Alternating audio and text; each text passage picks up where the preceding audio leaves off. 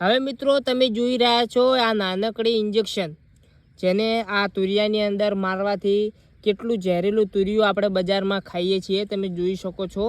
હવે આના અંદર કેમિકલ નાખવામાં આવશે અને તુરિયાનો કલર અને રંગ ને બધું પણ બદલાઈ જશે। જોઈ શકો છો તમે, તરત બદલાઈ જશે।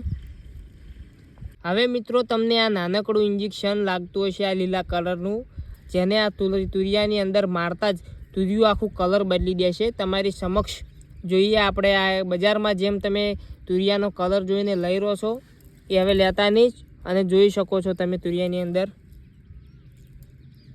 આ કેમિકલ મારતા જ તુરિયું કલર બદલી નાખશે।